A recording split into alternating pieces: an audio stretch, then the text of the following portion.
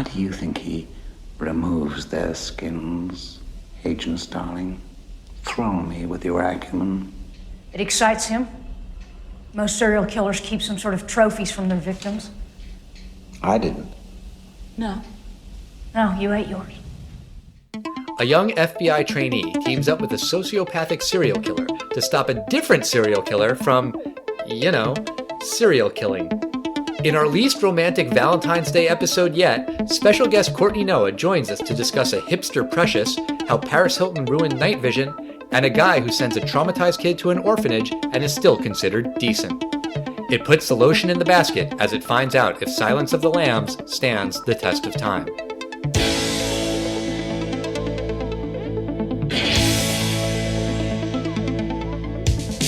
Test of time, James and Alan have their say. Do the movies you love still hold up today? James says gladiator with a glut.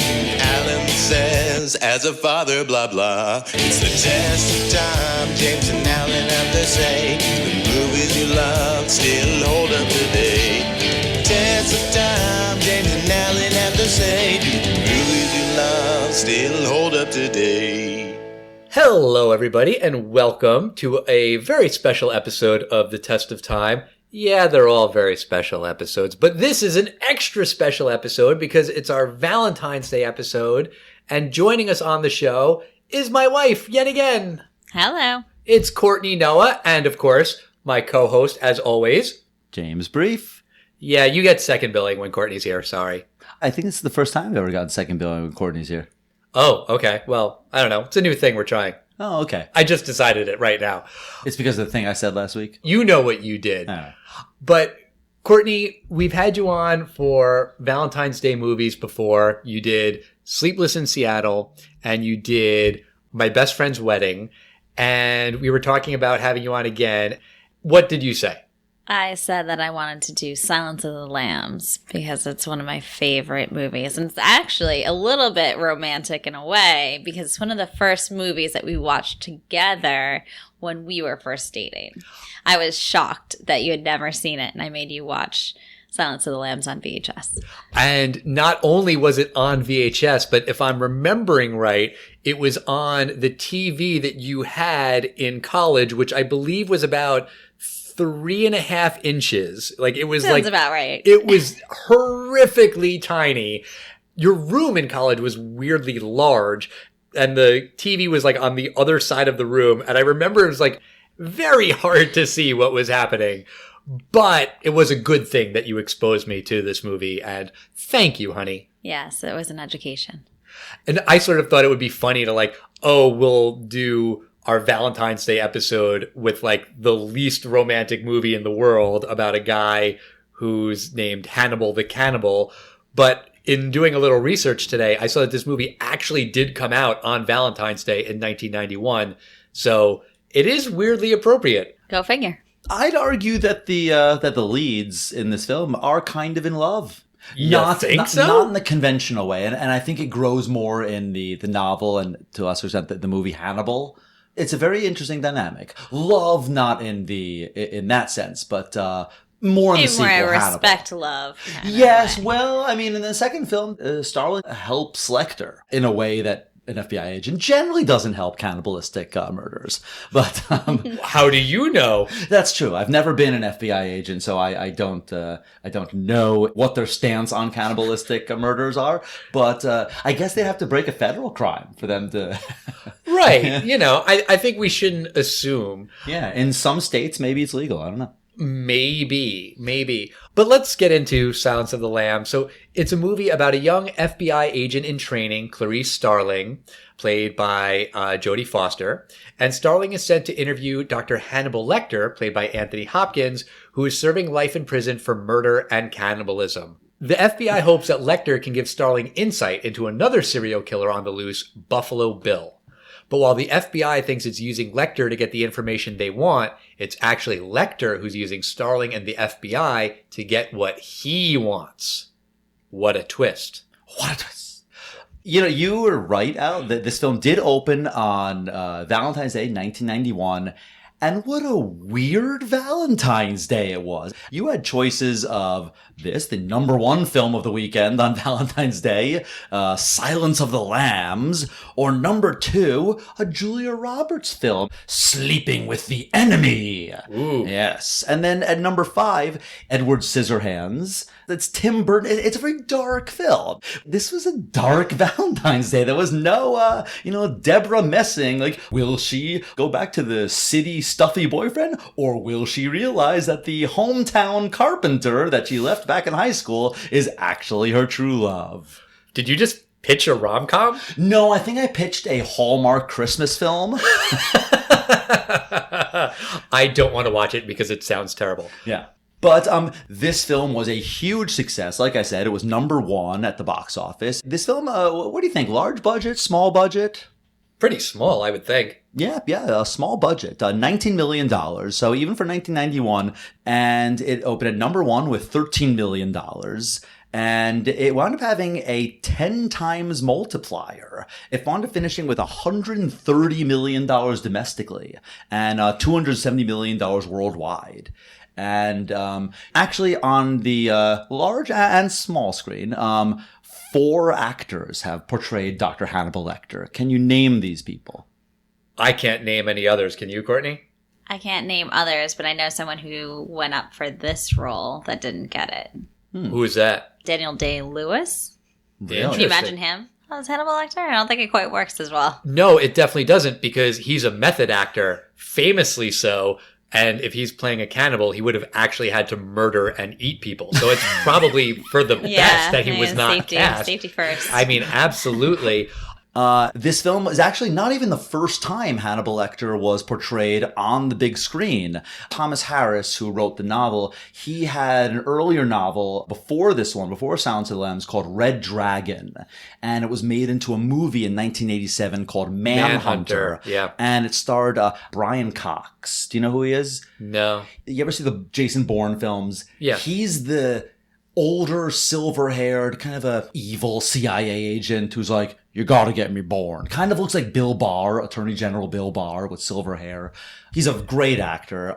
So then Anthony Hopkins played Hannibal Lecter in 3 films. Obviously this one. Right. And then they redid Red Dragon. Right. Because they wanted to have Anthony Hopkins in the role. They actually had to redo the story because in Manhunter and in the book, Hannibal Lecter is a minor character. It's a similar to Silence of the Lambs where they confront Hannibal Lecter to help them with the case, but it's a very small role. And so in Red Dragon, they kind of redo the whole thing. That's all about Hannibal Lecter's one scene. Yeah. I think I remember not liking the movie because of that. I love the book. And they also did a sequel, Hannibal. There was also a prequel called Hannibal Rising in 2007. It was with, I don't know who this gentleman is. I mean, it's someone who's not that famous. But then the TV show, Hannibal, brilliant. And when they cast him, like, this is the one guy that could do the creepy Anthony Hopkins. It's an actor named Mads Mikkelsen. You know who he is? Yes, I know him. He played one of the best Bond villains ever, Le Chiffre, in Casino Royale. Yeah. He had another role in Rogue One. He's Jin's father. He's actually a nice guy in that one. Yeah, he's a good guy. They also have announced a new TV show called Clarice, which is about Clarice Starling.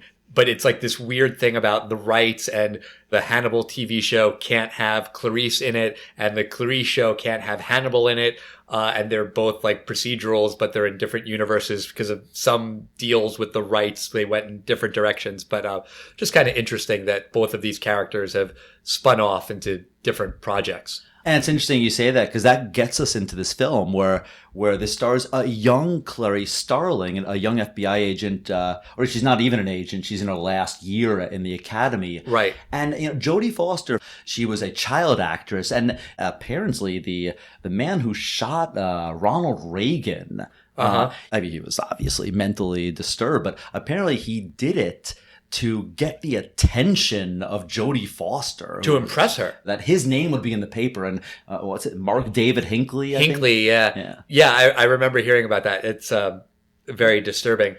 She has such gravitas, even though she is a young actress here. I think she did a good job of showing vulnerability. She's clearly green. And, they talk about that throughout the movie that, yeah, she's not even officially an FBI agent, and Hannibal sees that immediately. But, she's clearly very smart and she's got a bright future.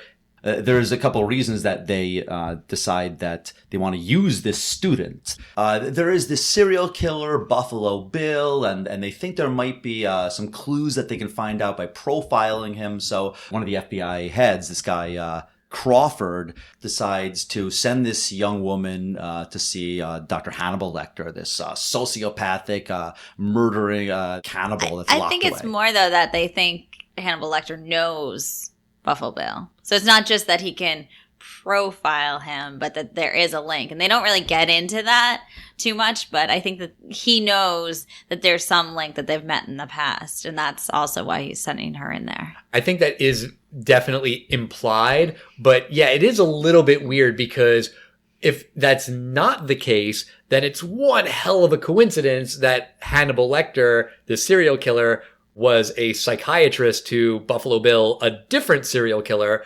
But if they do suspect that, then how do they suspect that? Because they said that Dr. Lecter destroyed all the records of his patients. So that is an interesting question that I guess that's just backstory that's not necessarily required knowledge, but it does beg an interesting question, right? Yeah. But let's get into that first meeting of Clarice and Hannibal. I mean, it's really just creepy the way that Hannibal Lecter is looking at her, and he kind of gives her a little wink as he's thumbing through the pages of this questionnaire. And it's where we get that famous line where he talks about not liking to be evaluated. And he says that it was a census taker who once tried to test him. And he says, "I ate his liver with some fava beans and a nice Chianti." That's the sound a Chianti makes? I don't know what the sound he's making, actually, to be perfectly honest. I was thinking about that too. I was like, is that the beans or the wine that he's making? Or the human liver. Yeah. It's a very good question.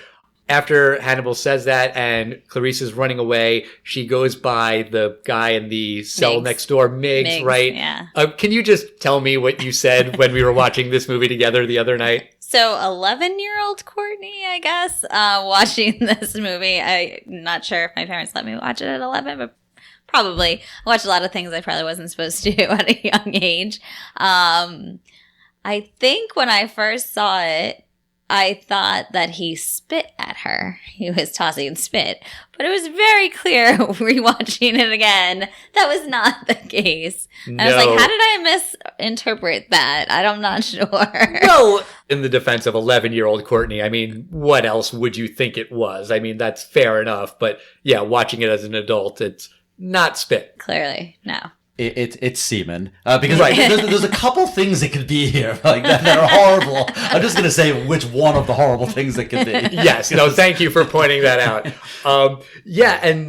It's basically in this meeting where Hannibal directs Clarice to this old storage shed, and she finds this severed head, and it's got a bug in it, and that's her first real clue. Meanwhile, we get to see Buffalo Bill in the flesh, and he abducts this woman who turns out to be a senator's daughter.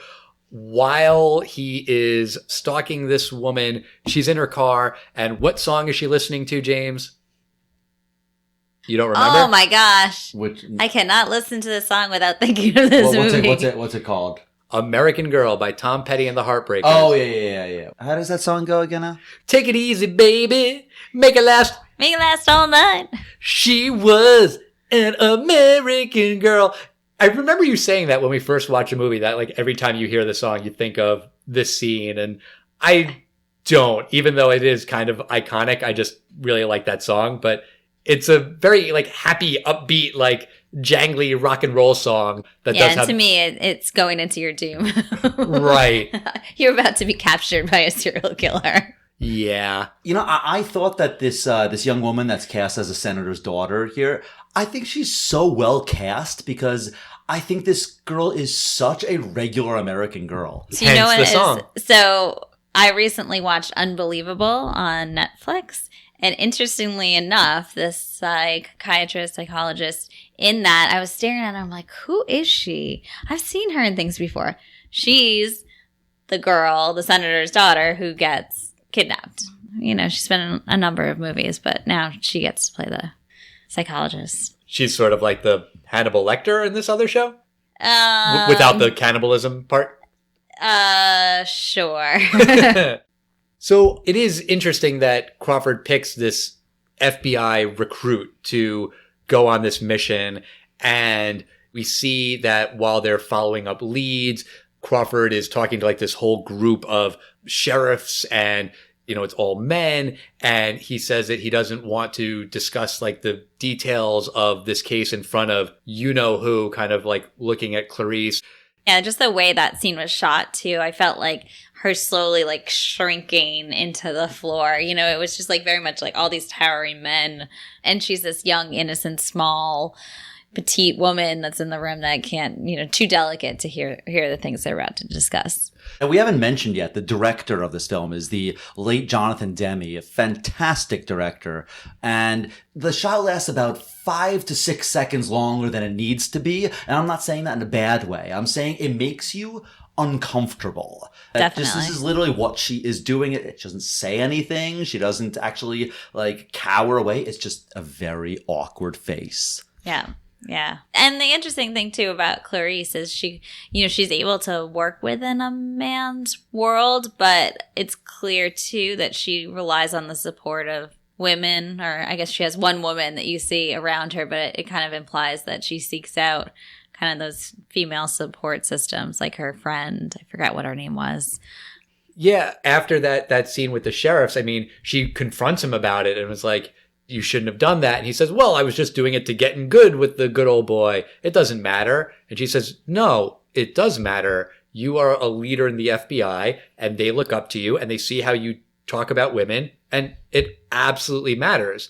And, you know, it is a nice moment for after she's shrinking down and feeling small that she stood up for herself, right? Exactly. Yeah. I mean, do you look at Clarice as sort of like a feminist character?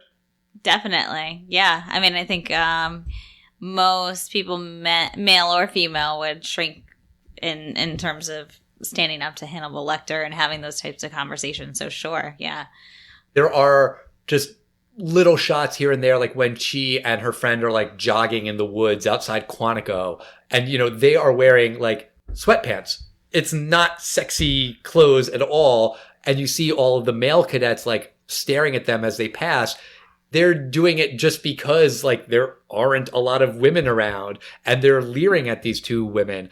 There's a scene where Clarice is talking with like the bug experts and the weird, creepy, nerdy bug guy is kind of hitting on her and she's smiling and she has a good nature about it, but you can tell it's like, yeah, I'm just trying to do my job. Even you have to hit on me? Like, what the hell? I think she thought that they were more sweet than anything.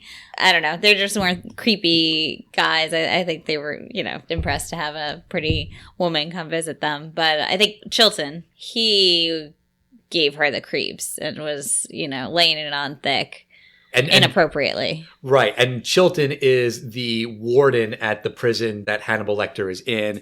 And he's a scumbag and Hannibal hates him, which you figure, okay, maybe that doesn't necessarily mean that he's a bad guy because... This is Hannibal Lecter. Right. And he hates the warden at the prison he's in. Like, okay.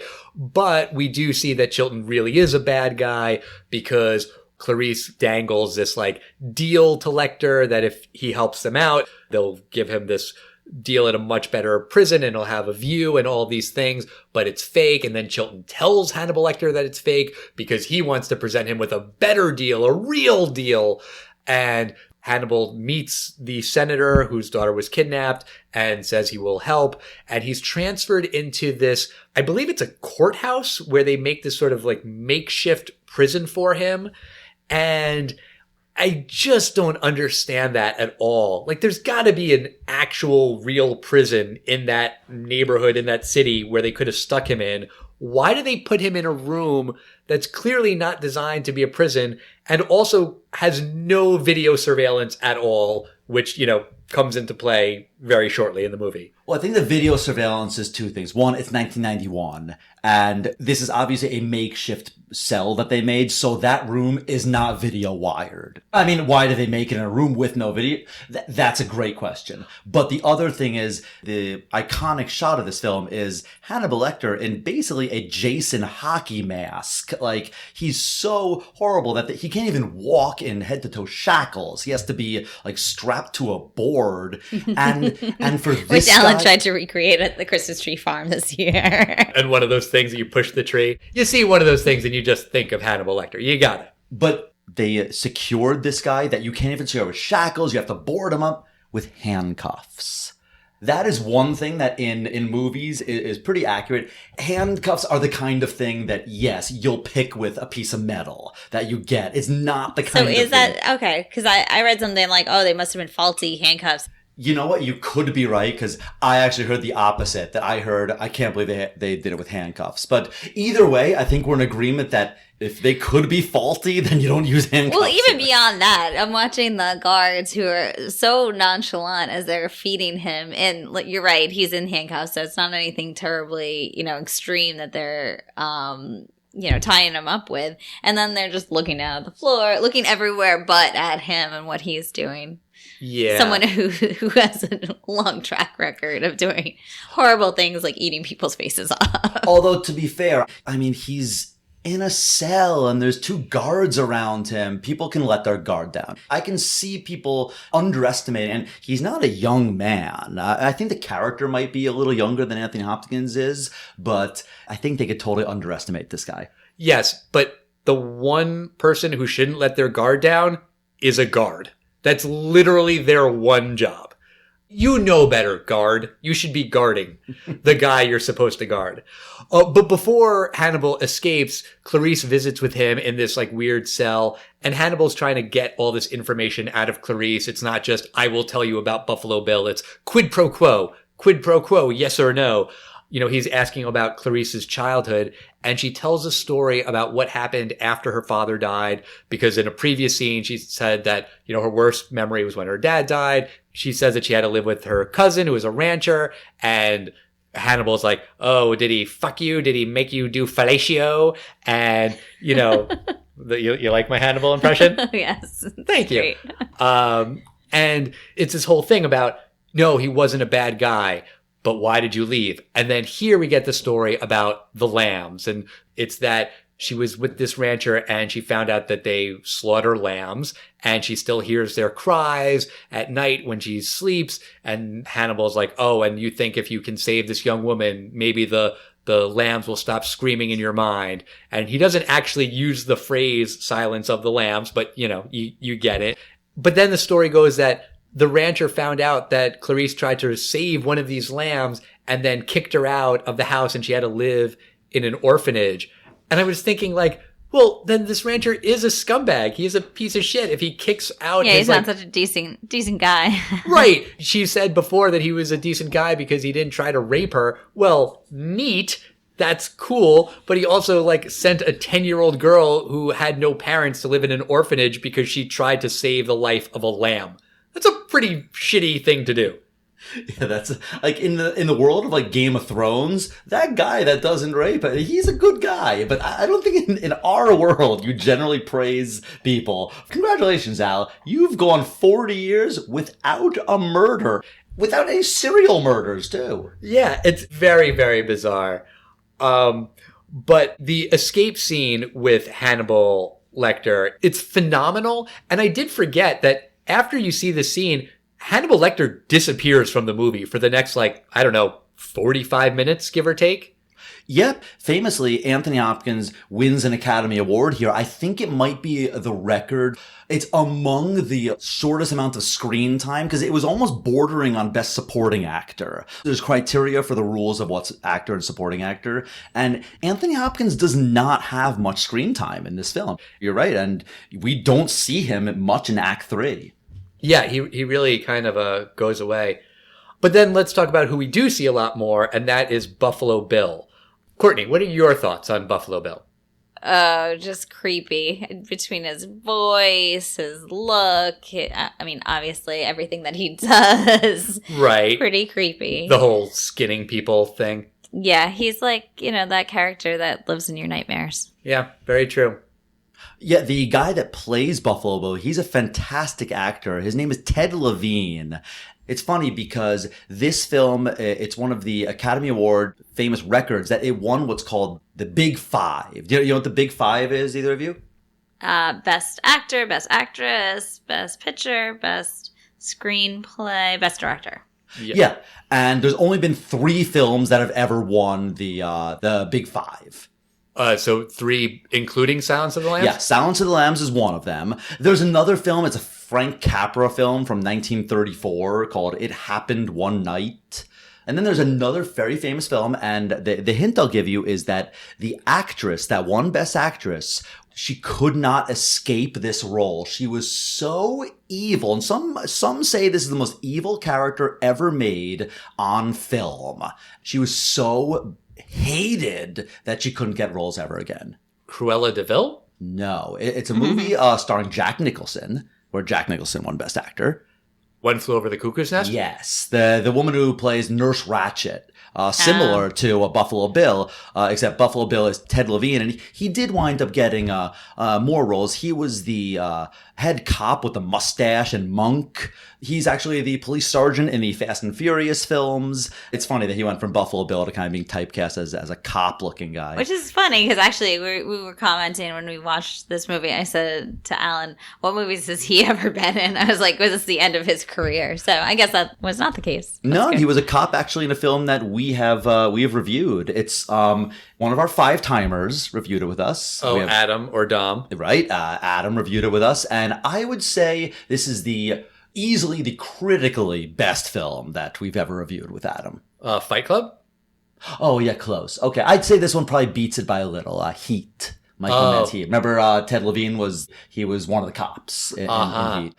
I just can't hear the word lotion without wanting to quote Buffalo Bill. Yeah. I mean, if someone says, can you get me the lotion? I'm just going to say it rubs the lotion on its skin. I can't help it. Or honestly, baskets for that matter. If I ever hear the word basket, around Easter time, I always make a Buffalo Bill joke. And I know you find it funnier and funnier every year, don't you, Courtney? Oh, yeah. And I would add to that now, I think rewatching it again, Precious. Her constant repeat of Precious and then his calling Precious has stuck in my mind, I think. You pointed out that this was before Lord of the Rings, made Precious. Yeah, Precious. Right. And also before Precious, based on the novel Push by Sapphire. This was Precious before Precious was cool. Exactly. I knew you were going to say the Gollum reference, but I did not know you were going to. Yeah, you did mention that the other night. Yeah. Hipster Precious. So, one thing I wanted to ask you, Alan, was did you know who Jack Crawford has been in other movies or TV series? No, but the way you said that makes me think it was a TV show. So, Leftovers. He was the grandfather. Like the guy who was in Australia? Yes. I actually first saw him in a kind of cheesy movie called Vertical Limit with Chris O'Donnell. It's a mountain climbing film. Yeah. He plays the old man in it, but he was just in a fantastic Netflix series. He was Stick in Daredevil. Oh, I didn't see that. He was very good in that. Interesting. I didn't recognize him as Kevin Garvey Sr. I just pulled it up on IMDb, but that's interesting. Mm-hmm. Yeah. It's the actor Scott Glenn. He's been in a lot of stuff. Hunt for Red October. He's had a very long career. He was in the Bourne films. He plays Alan Shepard in... who's Alan Shepard again, Al? The guy who went to space? Oh my God. Wow. Was that a total guess or did you know who he was? No. Alan has a lot of space knowledge, surprisingly. Not as much as you, James, but for a regular human being. Also, I do know a lot about famous Alans. Do you know what he was famous for? He's the first American in space? You're right. Yeah. And he walked on the moon. I know things. I knew I'd fit in some astronomy tidbits into Silence of the Lambs. Oh, thank you, James. So Clarice gets her information from Hannibal Lecter. He gives her some papers and she's able to decipher some clues along with her friend. And she figures out that Buffalo Bill was very familiar with his first victim, and she goes to her town. And because of these other clues that she gets from Hannibal Lecter, the FBI figures out that Buffalo Bill is really James Gum, who is a guy who applied to have a sex change operation. I guess now you would call it gender reassignment, but in 1991 they called it a sex change, because he thinks that he was transgender, but he was rejected because they didn't really believe he was transgender. And in this movie they call it transsexual. But eventually she gets to his house, and it's this bait and switch thing where we see the FBI descending upon one house and you think that it's Buffalo Bill's house, but it's not. It's at this like old address that's abandoned, and Clarice is at the actual address. Is it in Ohio, I think? Wherever. Yeah. I mean, this is such a 90s thing. Can you name 2 films that we've reviewed where this exact same thing happened? Speed, definitely. Yep, and one we reviewed recently. Oh, In the Line of Fire. Yeah, doing Line of Fire. Who was the first to do it, though? Because I feel like I really love the anticipation. You think you know what's happening, but then it's really the opposite. I'm not That's sure who like did when- it first. I think it's an effective tool. It kind of shows the criminal's a little smarter than law enforcement, Yeah. and she's the only one that's at the right location. Right. And she figures out pretty quickly that the guy who she's talking to is Buffalo Bill, because she sees one of these like rare insects that's in the house. Like, why else would that bug be there? I didn't quite get why he was at that house. I mean, she's doing like investigative work, and she believes that she's going to talk to a woman who the first murder victim did like work with when she was a seamstress or whatever. And I guess Buffalo Bill took over that house. It does seem a little bit like a coincidence, or if there was some connection, I missed it. I don't know. I think there was some family connection. They made it seem like it wasn't, like he wasn't her grandson or son.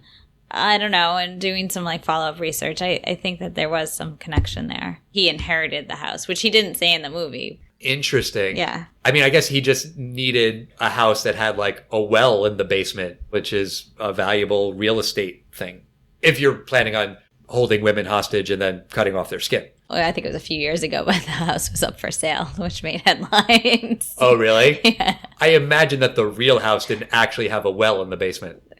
Who knows? I don't know. Which brings us now to the climax of the film.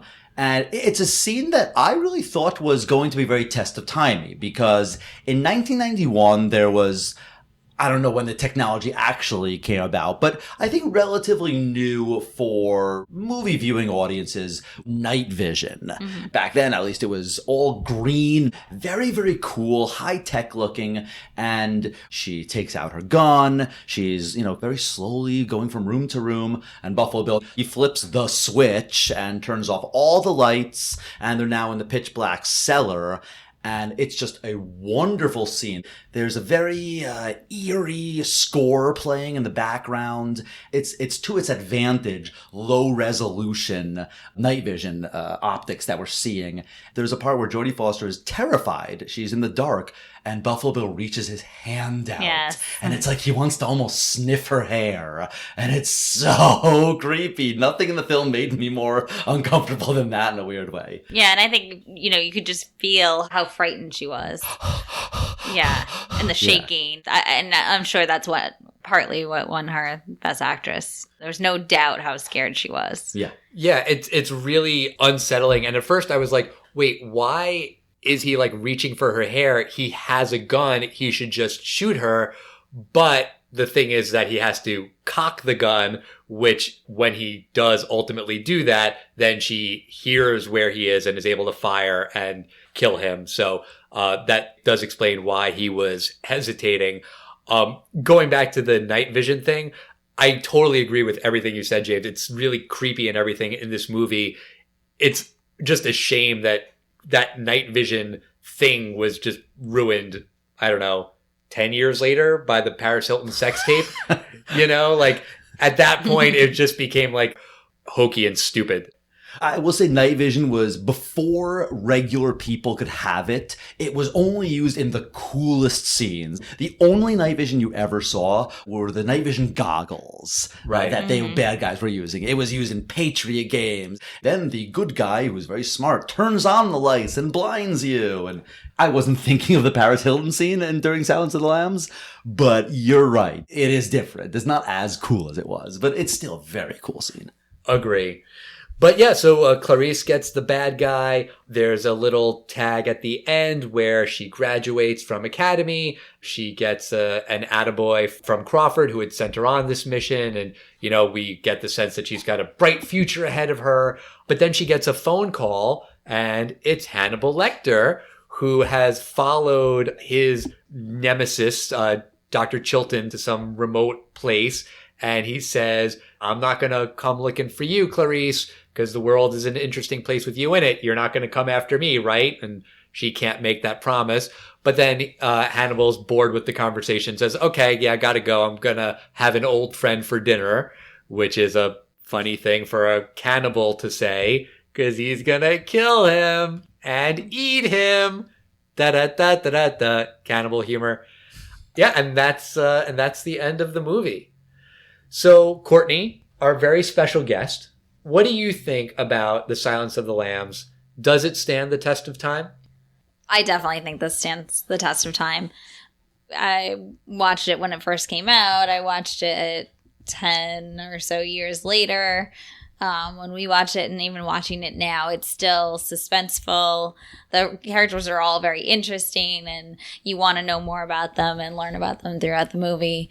It's just overall entertaining. And I think I like it too, that it's not that kind of sappy, predictable kind of horror or suspense film. I think the psychological element of it makes it also stand the test of time. Yeah, it's not like shock gore, but it's like unsettling. Yes. I will also say that you tend to not like to stay up too late on a weeknight. And we watched this movie just a couple days ago on a Monday night or whatever. And I was like, well, it's a 2-hour movie. We can watch 1 hour one night and 1 hour the next. And you were like, no, I want to finish it. And that's like the sign of a good movie, that you just don't want to turn it off. Exactly. I can certainly agree with everything you said. I think the acting is phenomenal and the story's really good. And like we were talking about earlier, I do feel like it is very pro-woman and it's got this like powerful feminist message. It did occur to me while watching it, though. I'm like, is this movie transphobic? And I did a little Googling around, and there was some controversy around the time. Yes, it swept the Oscars and is only the third movie in history to ever do that. But there were protests. There were people who were mad about it. A lot of people were calling the movie homophobic or transphobic. You get the argument that people would make about this. Yes, they do have that line in there where they say transsexuals are not violent. That's how we know that Buffalo Bill is not a real transsexual, because he is violent. So he's not a real transsexual. But that's like one line in the movie that you could easily forget. The part about the movie that you won't forget is the part where he dances around and tucks his penis between his legs and wants to be a woman so badly that he kills women and cuts off their skin so he can make a woman dress that he can wear. That is a bad look. And, there was just controversy around the movie, around Jonathan Demme. He went on to direct Philadelphia, but it is a thing that you can find out about. And I don't know that makes the movie not stand the test of time, but I do think that it is an interesting perspective. And were this movie to be remade today, I think it would have to be done in a more sympathetic light. Maybe you change Buffalo Bill in some way to sort of address that. But I do think this movie is just so well done and so creepy and disturbing and interesting, and you want to know what's going to happen next, and you want to see how they're going to catch the bad guy. And I will say that it does stand the test of time in spite of the controversies. James, what do you think? The film itself surprised me in a couple ways. One, I forgot how much of a mystery it was. And I don't mean this in a bad way. I have to say this first, though. Parts of it are a little generic to me. after having been through now a world of 30 procedurals on TV, and I feel like I've seen a lot of serial killers, and there's a whole show, I've never seen it, but Criminal Minds, and I think this idea of let's use the criminal to understand criminals, I think it first came from this film, but it's the cast that makes this so well, and it's the direction. Because if you take Silence of the Lambs and you do everything but one thing different, it didn't work. Because when you redid it and you redid the sequel, it's still from Thomas Harris, the guy who made the novel. You replaced Jonathan Demme by Ridley Scott, wonderful director. Oh, it's my opportunity to say it now. 2000, the Best Picture in 2000. Do you know what he directed in that year? I get it. Say it. Gladiator. Ah, he said the thing. So Ridley Scott is fantastic, but do you know the other thing different about Silence of the Lambs versus Hannibal? Well, Clarice. Yes, of course. So in Hannibal, Clarice is played by the brilliant Julianne Moore. The storyline is not as good. The story's not as good. I was going to say, there's a lot of differences there. Not in the movie, but in the novel, Starling and Lecter become lovers. What I was referring to earlier, that they kind of are in love. No shit. Yeah, they become lovers. From what I remember of Hannibal, and it's been a long time, I feel like that is more like, sort of like the opposite of what you were saying, Courtney, where it is just like shocking and violent, and you see all of the sick stuff. And, you know, we know in the first scene of this movie, they refer to Hannibal Lecter as Hannibal the Cannibal, but you really don't see him eat anyone. I guess he takes like a bite out of the face of that one guard, but like in Hannibal, that's when he like cooks Ray Liotta's brains, or eats it raw, I guess, right? Like, and the famous pig scene. You right, can't forget that. Exactly. It's like more like horrific, whereas this is more like unsettling. The guard scene in Silence of the Lambs is pretty unsettling. Yes. And that actually brings me to my conclusion of this film, because I don't mean this in a negative way. I don't think the synopsis today is hugely standing out, even in this series. I would say it's not the most shocking of the series. Probably Hannibal, or the television series, is much more gross. And even the Red Dragon remake, they light Philip Seymour Hoffman character on fire. But what this film does is I was uncomfortable. And I think that's what Jonathan Demme wanted me to be. I was creeped out, and Buffalo Bill is so disturbing in a way that like a Quentin Tarantino bad guy just isn't going to bother me. Like Buffalo Bill I'm very icked that there are people like Buffalo Bill that exist in my species. It really shows you the sickest parts of humanity, but it's not gross out effects. The scene where essentially Hannibal fillets these guards, and they're kind of held up like at a crucifix, like Jesus, but they're filleted open.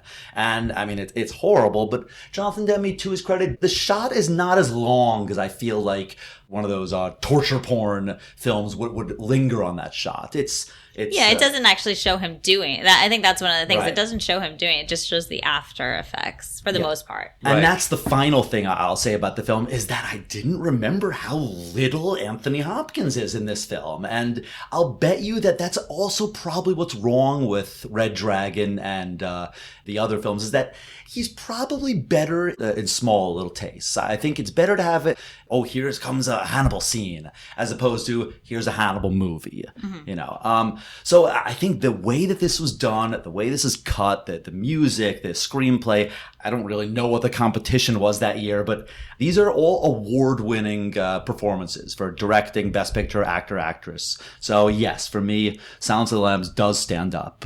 It's 3 for 3. Yeah. Not terribly surprising, but I'm glad that we all agree. And I hope that this tale of cannibalism and serial killers helps everyone who's listening have a wonderful Valentine's Day. Exactly. Courtney, thank you for coming back on the show for another Valentine's Day episode. Thank you. It was fun. And thank you for not making me watch another rom-com to do it. My pleasure. Are you going to thank me for coming with you for the 190-something consecutive time? Nope. We'll have you back on the show again, Courtney, of course, for whatever you want to talk about. Next week, we're going to be talking about heavyweights. Oh, so like a boxer? Is he like a violent heavyweight boxer? You know what heavyweights is. Yes, I do. It's about kids at fat camp. Admit it, you're excited to watch that one. I'm excited to watch this one.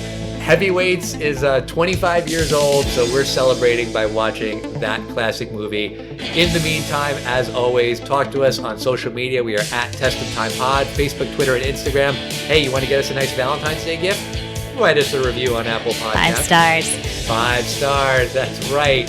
5 stars. 5 stars. Courtney, we don't need your chant, but 5 stars, 5 stars.